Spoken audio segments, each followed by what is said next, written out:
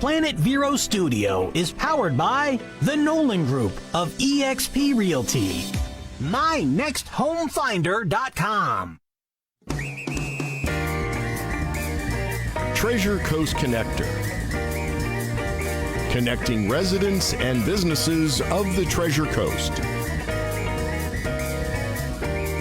And here's your host, Ellen Contreras. Well, welcome to Treasure Coast Connector. I'm your host, Ellen Contreras. My company by the same name is one of the show's sponsors. We help business owners promote their products and services in the marketplace. And we do this through websites, lead generation programs, social media marketing, articles in the news, video production, PR. All the details are on the website, www.tcconnector.com, or call 772-925-4557. Treasure Coast Connector, the show, puts a spotlight on local business owners because everyone has an interesting story of why they do what they do. And when we learn about them and do business locally, it strengthens our local economy. Well, the pandemic has brought about many problems and especially disruptive to the supply chain. And it's affected business owners and consumers. And the recent hurricanes and typhoons have also thrown a monkey wrench into the recovery. Well, joining me in the studio today is Nick Rowe, and he's an account executive with KCarlton International. They are a boutique freight forwarding and customs brokerage, and he's here to share some insights and give tips about this situation. So welcome to the show, Nick. Thank you so much for having me, Ellen. Yeah, I'm glad I got through that. I just wanted to make sure that I got all of those words out because you are the first company that I've been interviewing that's even been involved in freight forwarding and customs brokerage and things like that. It's been quite the roller coaster over the past few years, yes, for sure. Oh my goodness. And before we get into that, I always love to start out by asking, why did you get involved in this industry and become, because you're actually a licensed customs broker. So what got you involved in the industry? Well, I come from humble beginnings. My first job was a warehouse executive. So I would pick and pack, load up trucks. I was a truck driver for a bit, delivered cargo to the port, did a bit of driving the forklift around. From there, I worked my way up to a warehouse manager. So I got to see everything that came in, inventory management, stuff like that. Once I got involved in procurement, I started to realize that I really like the industry. There's always something to do. There's a lot of problems that are ready to be solved, and you have to be adaptable. So from that point, I got involved in exporting, so sending goods overseas. So from there, getting into various paperwork, shipping various items. My favorite thing about that, which made me so passionate, is I got to learn about a bunch of different other countries. I'm a whiz at geography now, which is definitely a good point with that. We'll test you after. Yes.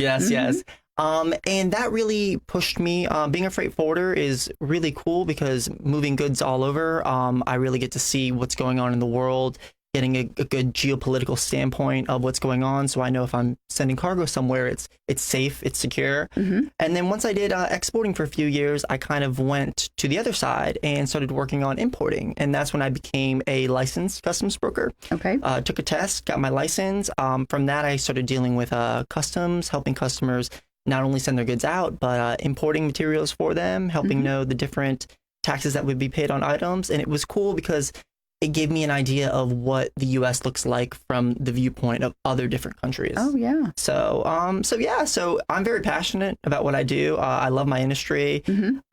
It's been, a rocky few years. A lot of different things have been happening, but I think we've come out even stronger than before. And the expertise I've learned in a few years has definitely helped me tremendously, and I look forward to what's going to happen in the future. Yeah, so you're an absolute veteran at this point. Yes, by this point. Oh my gosh, you've earned your stripes. So for those that are listening and watching that don't know, explain what is a customs broker, what is a freight forwarder? Okay, so in layman's terms, a freight forwarder is an agent that basically routes or moves cargo throughout the world.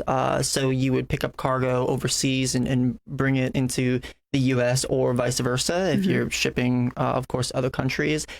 Customs broker usually deals with imports. So any cargo that comes into the United States, a tax is paid on it. It's called a duty. It's what customs, basically the money that goes to Customs and Border Protection. So what a customs broker does is works on making sure that any items that are brought in aren't seized. If there's any customs inspections, a customs broker can help provide the documentation to expedite that. Any other regulatory agencies, food and drug, agriculture, a customs broker is an expert on all items that are brought into the U.S., I would say. So for an example, so how they work together. So say you have a manufacturer, a local manufacturer that imports furniture from China, for instance. So what will happen is, as a freight forwarder, I will see what the customer wants to do. We'll reach out to the factory in China, find out when the goods are ready. When they are, what we do is we figure out if ocean transport or air transport is better to get the items here, which is cheaper, which is faster, which is more effective. At that point, I will route the cargo as I see best, put it on a boat, put it on a plane, get it to the port in the United States. Because I'm a licensed customs broker, no matter what port it lands in the United States, that's when I work on the documentation. I will talk with customs, liaise with them, find out the specific documentation that they need, make sure I'm proactive on any duties so the right amounts are paid. I inform, obviously, the importer in the States of what's going on. And then once customs gives me the okay or clears the goods, at that point, I will get with my freight forwarder, or I mean, I do both myself, and make sure it gets to the final destination so they have their goods. Yes. So it's a process. It's a lot goes on behind the scenes that people don't know about. But that's why freight forwarder and customs brokers are there to make sure it goes smoothly. Very good. And that's why, business owners that try to do it on their own, I'm just going to say they're silly. That's my own personal opinion, of which I have many, and the people that listen and watch understand that. So one of the things, though, is with the pandemic, when I mentioned that in the intro, people were shut at home for like almost 3 months. And interesting things emerged from that. We learned what people were doing.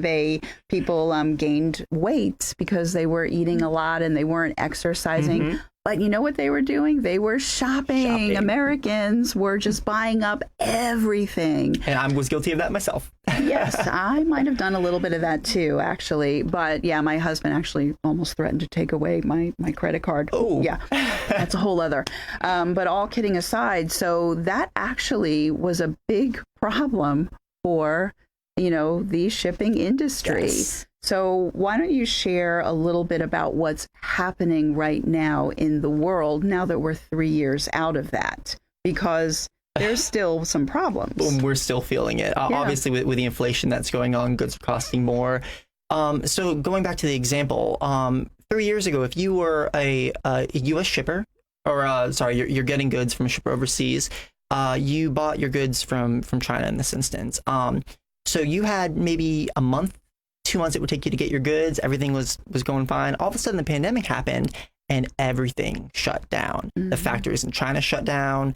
The airlines stopped having as many flights because there wasn't enough cargo. The ports had to let some people go, port workers, because there wasn't enough labor at the time. Truckers had to let people go.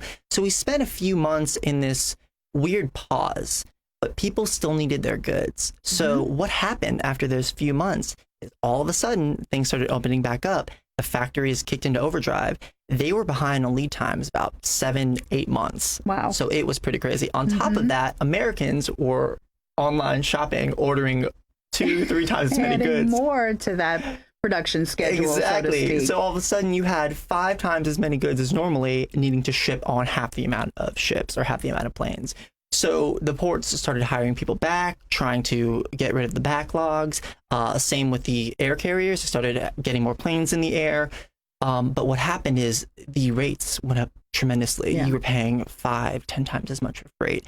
And it really hurt local small manufacturers who were looking to get some goods from overseas. And it was hard, a very difficult time. So what's happening now is the goods came in, but because there weren't enough people at the port, cargo ships with all the containers on them were stuck in the ocean. And you can still see these videos in California and Los Angeles. And I think 25% of the goods go through that port. So it's, and then not only that, if you are getting cargo in Florida, it's coming from China, going to California, and then it needs to be either trucked to Florida or railed, basically through trains. And the rail line is still backed up. It used to be about a week. Now it's about 5 to 8 weeks. Wow. Okay. So basically goods used to take a month and a half to get there. Now we're telling people give yourself 3 to 6 months of lead time. And it's caused a lot of difficulty. Us as freight forwarders, though, the thing is we need to be adaptable no matter what happens. Our clients need to get their goods. So what our job is to find a solution. And there was always solutions, whether it was chartering different flights, finding different steamship lines to get cargo faster.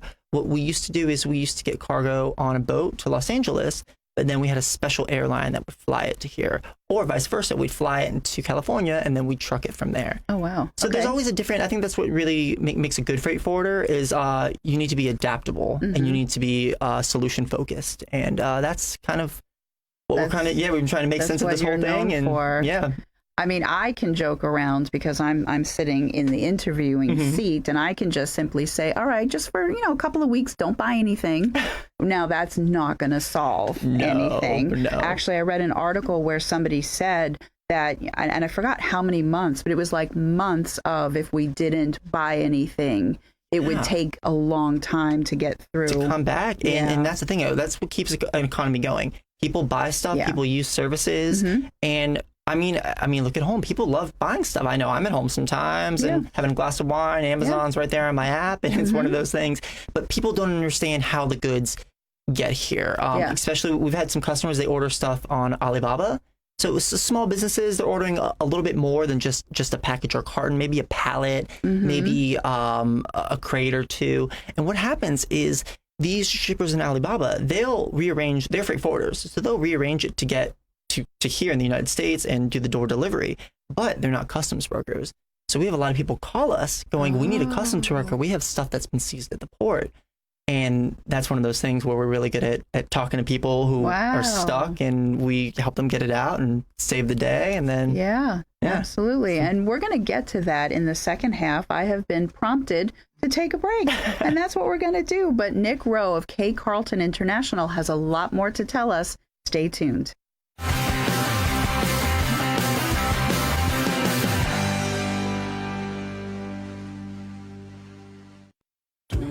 Wild, untamed, hilarious. Riverside Theater's Comedy Zone. Experience the Treasure Coast's best stage for live stand-up comedy this Friday and Saturday night at 7 and 9 p.m. You'll laugh till it hurts. Start your night at Live in the Loop with live entertainment, food and drinks, and after, be entertained with nationally ranked comedians, including an opening act and headliner with cabaret-style seating and food and drink table service. Get tickets at riversidetheater.com.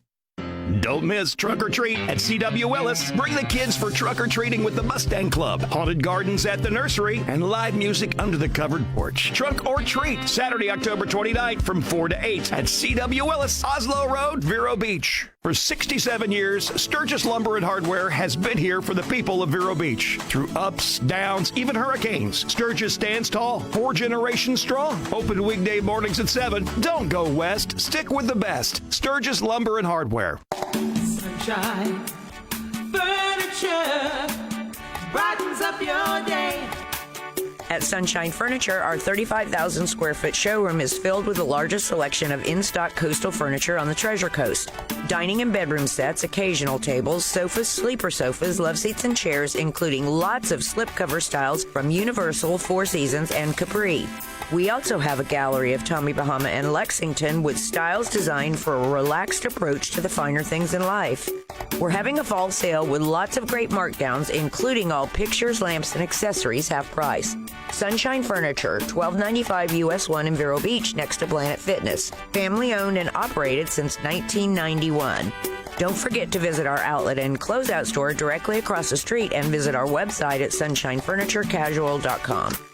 Sunshine Furniture, the best in every way. Have a sunshine day.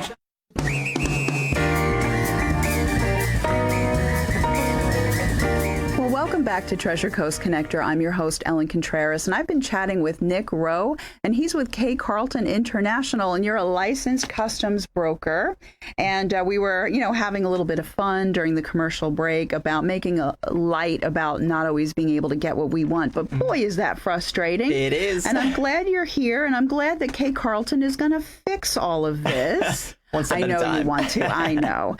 But all kidding aside, I'd like, because you know what? We have manufacturing, we are hearing, is seeing a beautiful resurgence in the United States because they want to take back control. We had everything outsourced overseas, but you're hearing now the trend, and it's small manufacturers, but they're actually gaining steam and they're becoming bigger and bigger, right? Yes. So now what that means is they have decisions to make about like how to get the raw material in, how to get their finished goods out.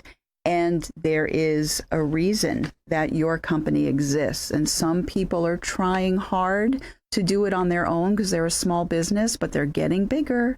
So what is the benefits of using KCarlton? Well, I mean, just like getting a traffic ticket.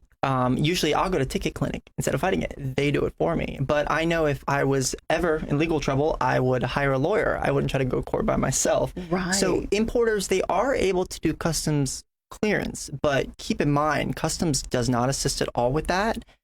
It's a very difficult process. Again, that's why I am licensed, and that's why customs brokers have been doing this for so long. An aspect of a licensed customs broker is to proactively know about every item that comes in, be able to know the research of it, to know if there's going to be any seizures, if, let's say, furniture comes in, if agriculture needs to look at it, if anything goes wrong, is a customs broker ever able to stop a customs seizure from happening? Yeah. Because when goods are held, it can take a long time to get them back by yourself, and it gets very, very frustrating. Yeah. And we're leaders in just, again, helping make sure that we can make the process as simple and easy as possible. So as an importer, your job is just worrying about selling your goods, getting your goods and manufacturing them.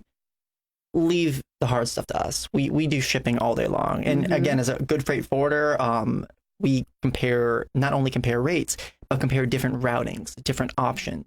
We're very active in what's going on with the world. So if you're ordering from a certain area of the world that things happen from time to time, rates go up, we tend to inform people about peak season too, to ship in certain time. Yeah, August to November is a horrible time to ship because rates go up. So it's one of those things where we try to inform our importers and exporters accordingly so they can make better decisions. So you know all the rules and regulations and taxes, and you're consultative. Exactly. Which is why you have a very nice tagline in your logo. Yep, ship with confidence. Very good. Ship with confidence. KCarlton. Excellent. I do like that, because I think that as small business owners that are growing and scaling, they have to make a decision on when to outsource. Yeah. And so this is the perfect reason. And it's true. We've helped a lot of small businesses to grow to larger companies by using our service to import products overseas. And they've used our expertise to grow accordingly. And that's why our Google reviews really speak for themselves. Our customers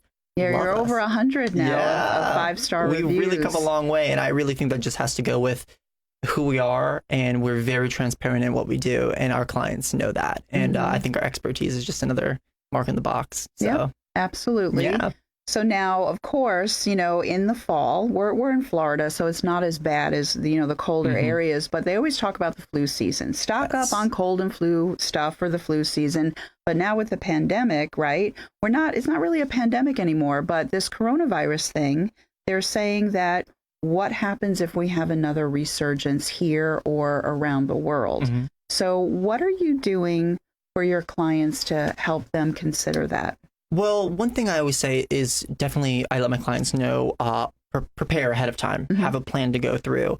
But again, with the COVID resurgence, we had a trucking company last year. They have a huge staff they use. We have multiple companies, but we prefer this one. They had COVID run through their office. We had a bunch of containers, and 16 of the drivers got COVID. Oh, my goodness. So it was one of those things where, we are so good at what we do, and we know different companies. We were able to mitigate that, use another company. The customer didn't even know about it, but it's just those behind the scenes issues. And then with the hurricane that happened 2 weeks ago, a lot of people were scrambling, especially when you had cargo in South Florida or Central Florida trying to get it out of the state. A lot of people were freaking out, trying to get their cargo out when rates were double, triple what they would, especially air freight. My advice was, if it wasn't urgent, don't ship it. Keep it in your warehouse where it's safe. And a lot of people would say that that's not good advice. You ship all the time. But I did hear about some cargo leaving, didn't make it out of the state. It got stuck in a warehouse in Jacksonville. That warehouse got flooded a bit. So it's one of those things where we use the expertise that we've gained throughout the years to really inform our clients so they can make the best decision.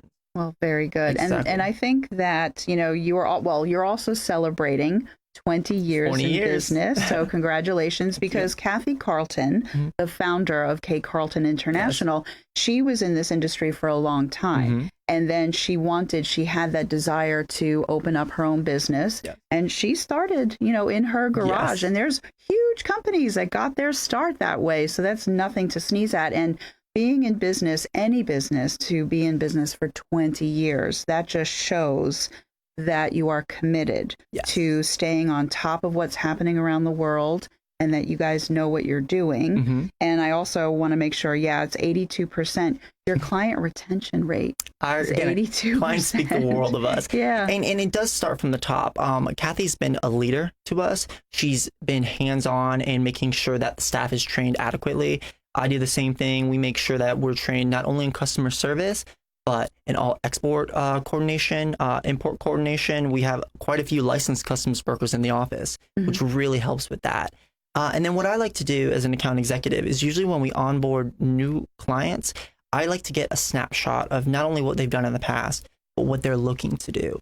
If they're looking to import certain products from certain locations, I can compare rates from different countries of different manufacturing, so they can get a better idea and see the best way that they can bring products in.